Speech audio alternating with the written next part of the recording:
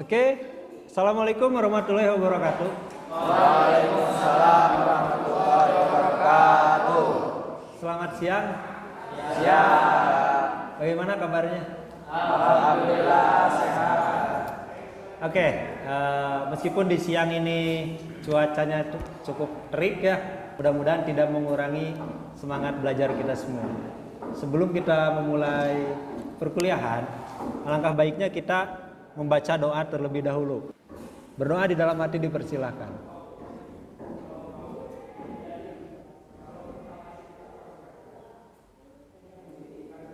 Selesai.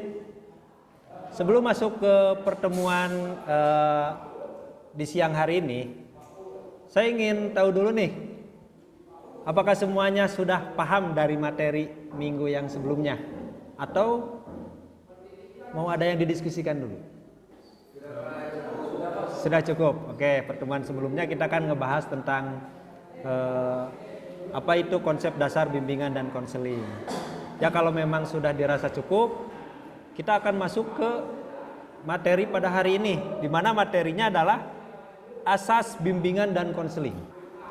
Tujuan dari pemberian materi ini, tujuan dari materi asas bimbingan dan konseling, mahasiswa memahami dan mampu mengaplikasikan asas bimbingan dan konseling dalam pelaksanaan atau penyelenggaraan layanan bimbingan dan konseling. Nah, asas itu sendiri merupakan pokok, dasar, fondasi. Kita harus memahami terlebih dahulu pentingnya asas bimbingan dan konseling dalam proses pemberian layanan bimbingan dan konseling. Asas yang dapat diartikan pula sebagai ketentuan atau kaidah memiliki arti penting dalam layanan bimbingan dan konseling. Hal ini dikarenakan asas bimbingan dan konseling dapat membantu dalam mengarahkan atau tercapainya tujuan dengan baik dan bahkan mempermudah. Apalagi bagi kita semua yang masih belajar, masih bertahap, masih calon konselor, yang mungkin akan kebingungan bagaimana sih cara supaya konselor itu datang dan mau menceritakan apa permasalahannya. Nah, di sana kita akan lebih mempermudah dengan adanya asas ini. Dan semua harus berpedoman terhadap asas ini. Semuanya harus memahami dan semuanya juga harus mengaplikasikan dan menerapkan pada proses layanan bimbingan dan konseling. Oke, selain itu, asas bimbingan dan konseling juga dapat membantu dalam menjamin efisiensi waktu serta efektivitas kegunaan layanan bimbingan dan konseling tersebut. Jadi kalau memang asasnya itu sudah tersampaikan dan apalagi kalian sudah memegang teguh asas tersebut, maka sudah tidak ada keraguan lagi bagi seorang klien untuk menceritakan permasalahannya. Nah, mungkin kalian juga sudah mulai bertanya-tanya, ada asas apa saja sih dalam bimbingan dan konseling dalam proses layanan. Sebetulnya asas ini bukan hanya diterapkan pada bimbingan dan konseling formal atau ranah pendidikan. Bisa juga dilakukan di ranah-ranah non formal. Karena konseling kita ini kan konseling for all. Di berbagai lembaga, di berbagai kesempatan kita bisa melaksanakan konseling tersebut. Oke. Asas-asas bimbingan dan konseling tersebut diantaranya adalah ada asas kerahasiaan. Asas kerahasiaan itu kita sebagai konselor harus bisa merahasiakan identitas sampai permasalahan si klien atau konseli. Dan yang berikutnya ada asas kesukarelaan. Nah, di asas kesukarelaan ini, setelah kita sudah bisa meyakinkan klien bahwa kita memegang teguh asas kerahasiaan, yang diharapkan sukarela seorang klien atau konseli menceritakan permasalahannya dan tidak ada yang ditutup-tutupi. Begitu juga kita sebagai konselor harus sukarela dalam membantu memecahkan permasalahan yang dialami konseli. Jangan ada keterpaksaan di antara kita juga. Lalu ada asas kekinian. Setelah asas keterbukaan ada asas kekinian. Nah, asas kekinian ini permasalahan yang sedang dialami klien itu kita harus bisa memastikan bahwa permasalahan pada waktu itu, bukan permasalahan yang masa lampau yang sudah terselesaikan. Asas yang berikutnya adalah asas kemandirian. Nah, dalam asas kemandirian ini menurut saya salah satu asas penting, asas poin. Dalam konseling, kalian sudah ketahui bahwa konseling itu proses pemberian bantuan dari konselor atau ahli terhadap konseli atau klien yang sedang mengalami permasalahan secara berkelanjutan atau secara terus-menerus. Di sini yang diharapkan klien atau konseli itu bisa menyelesaikan masalahnya sendiri. Bukan kita yang memberikan penyelesaian. Karena dalam konseling hakikatnya tidak ada memberikan saran. Kita hanya memberikan stimulus. Berikutnya adalah asas kegiatan. Di asas kegiatan ini kita tarik atau kita ajak seorang konseli untuk menyelesaikan masalahnya, bukan hanya berdiam diri. Maka kenapa ada asas kegiatan? Slide berikutnya ada kedinamisan. Asas bimbingan dan konseling yang berikutnya adalah kedinamisan. Nah, asas kedinamisan itu manusia itu tidak hanya berdiam, tidak hanya berdiam diri. Dia harus dinamis, berubah. Poinnya dalam konseling ini, seorang konselor harus bisa mengarahkan kliennya, konselinya menjadi individu yang lebih baik. Dari individu yang kurang baik menjadi yang lebih baik. Dan kalau individu tersebut sudah dikatakan baik, apalagi berbicaranya sudah memiliki karakter, maka kita harus menarik atau mengarahkan ke hal yang lebih baik lagi. Dan yang berikutnya ada kenormatifan. Asas ini merupakan sebetulnya salah satu norma yang harus kita pegang dalam proses layanan bimbingan dan konseling, dalam proses pemberian layanan konseling. Salah satu norma. Dan bukan hanya itu saja. Kita ketahui di kampus kita ini memiliki semboyan taat agama dan negara. Terus yang berikutnya itu adalah keahlian. Nah, seorang konselor itu harus memiliki keahlian yang memang betul-betul ahli di bidangnya. Berikut ijazahnya juga. Dalam Undang-Undang Nomor 111 di sana sudah dijelaskan bidang keahlian seorang konselor itu berijazahkan apa, atau sudah memiliki atau sudah mendapatkan pelatihan terlebih dahulu. Nah, di sini ada asas alih tangan kasus, di mana alih tangan kasus ini membuat seorang konselor tidak terlalu memaksakan. Ada kalanya seperti ini, seorang individu itu berbulan-bulan lah katakan punya masalah, dibantu oleh seorang konselor. Lalu merasa tidak pernah selesai permasalahannya. Kemampuan seorang konselor itu sudah dikerahkan sampai habis-habisan lah gitu. Itu bisa kita alih tangan kasuskan kepada konselor yang lebih mungkin kita anggap expert di bidangnya. Oke.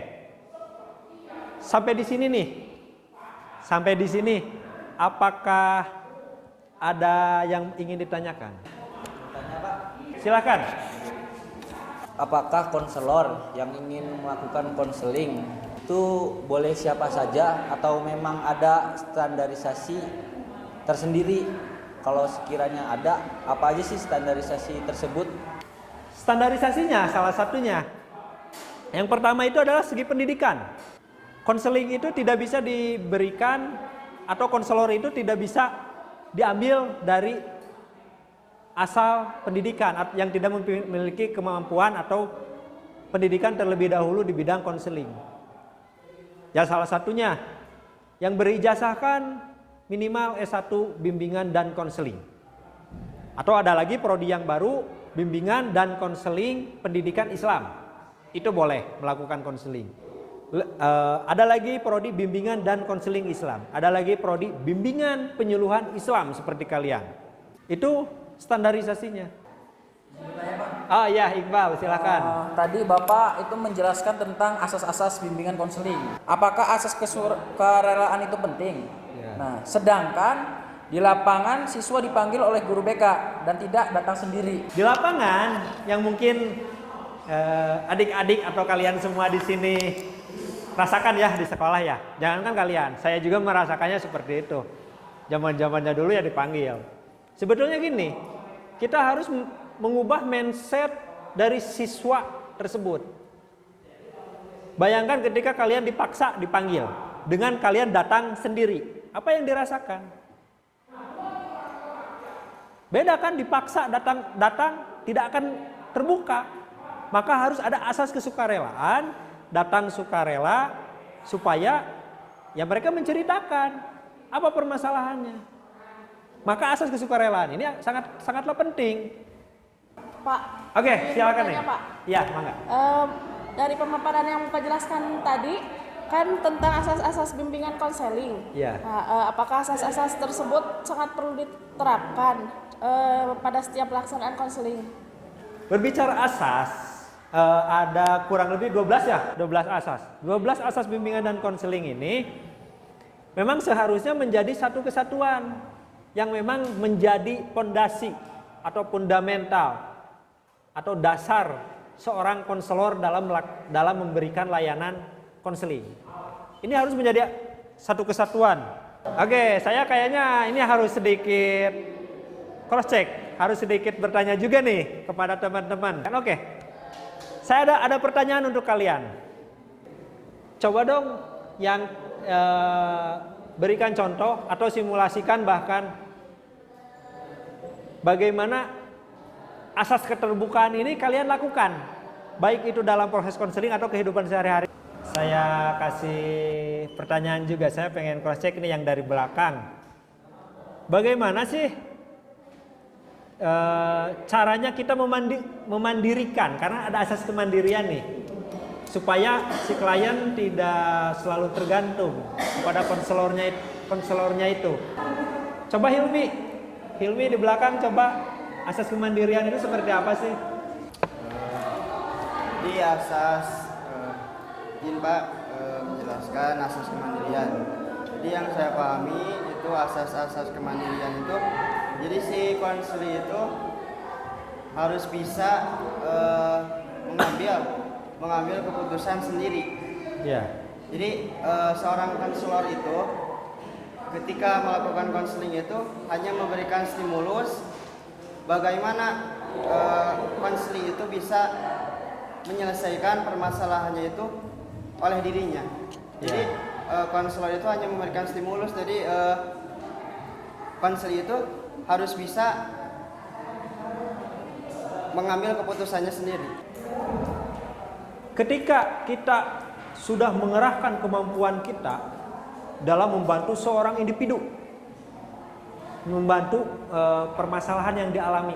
Katakan ini permasalahannya berat, tapi kita gak mampu, ternyata tidak pernah terselesaikan, atau kita salah menganalisis, ternyata yang datang kepada kita itu ranahnya bukan ranah konselor. Asas apa yang harus kita gunakan?